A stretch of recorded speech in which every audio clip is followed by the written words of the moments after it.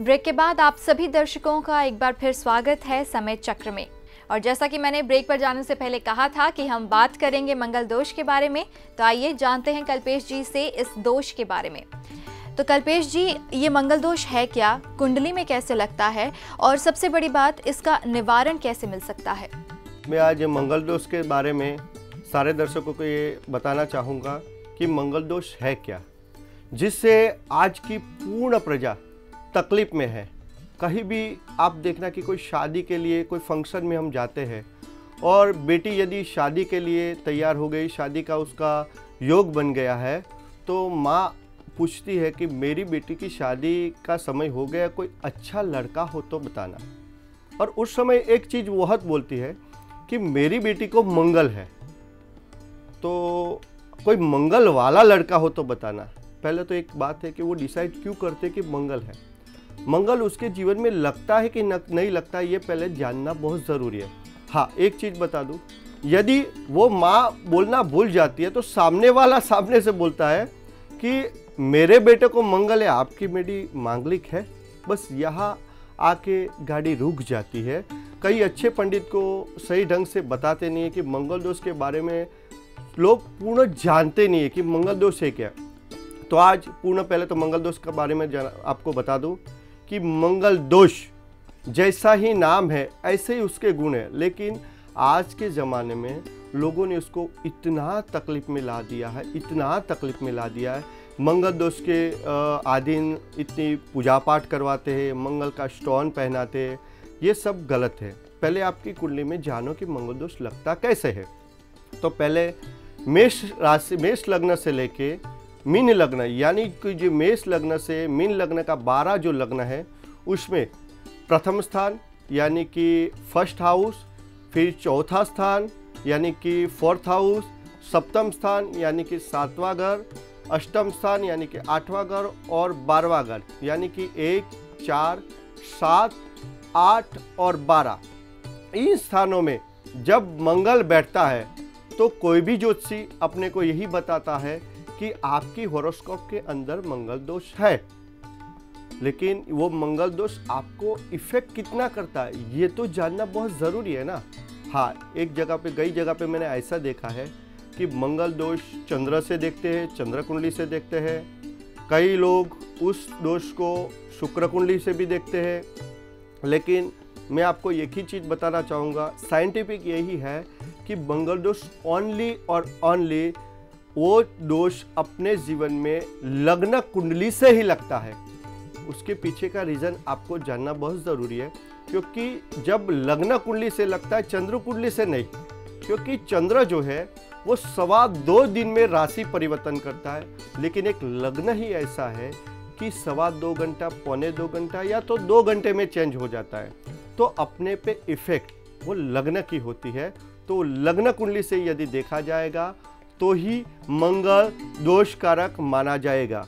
अब ये तो हो गई मंगल दोष की बात। कई ज्योतिषों को मैंने देखा हुआ है कि दूसरे हाउस को भी मंगल दोष कहते हैं, बोलते हैं सप्तम स्थान से अष्टम स्थान में जब मंगल बैठता है, यानी दूसरे स्थान में मंगल बैठता है तो भी दोष कारक होता है। ये गलत चीज़ है। मंगल दोष तो पहला, चौथा, 7वां और 8वां और 12वें स्थान में लगता है, तभी उसको दोष कारक मानते हैं। हाँ, ये दोष कारक तो हो गया, सबको पता चल गया, लेकिन ये दोष मिटता कैसे है ये किसी को मालूम नहीं है। खाली इतना मालूम है कि दोष लग गया, पूजा पाठ करवाओ, विधि विधान करवाओ, स्टोन पहनाओ, अपना काम होगा। लेकिन मंगल दोष के बहुत अपवाद है। शास्त्र में एक श्लोक लिखा हुआ है कि अजय लग्ने वे चापे पाताले वृश्चिके तथा, अजय लग्ने वे चापे पाताले वृश्चिके तथा, द्रुते मीने घटे रंध्रे भौम दोषो न विद्यते। भौम दोष यानी भौम यानी मंगल, मंगल दोष नहीं लगता है तो कैसे? ये श्लोक में सारा है, लेकिन आपको कुछ पता नहीं चलेगा, मैं आपको समझाऊंगा। अजय लग्ने यानी अज राशि यानी मेष राशि होती है, लग्न यानी लग्न स्थान में जब मंगल बैठता है तो मेष राशि में मंगल स्वगृही यानी अपने घर का हो जाता है। अब मित्र, आप एक चीज़ बताइए मुझे, आप अपना घर कभी भी बिगाड़ोगे नहीं ना?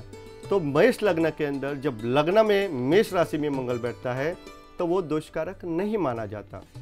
दूसरी बात करते हैं कि व्यय चापे, व्यय स्थान यानी खर्चे का स्थान 12वां स्थान, जब भी व्यय स्थान में 12वें स्थान में चाप यानी धनु राशि के अंदर 9 नंबर में जब 12वें स्थान में मंगल बैठता है तो भी उसको दोषकारक नहीं मानते। उसके पीछे का रीज़न क्या है ये पहले जानना पड़े ना, क्योंकि उसके पीछे का रीज़न यही है कि वो द्विस्वभाव यानी कि धनु राशि द्विस्वभाव की राशि है।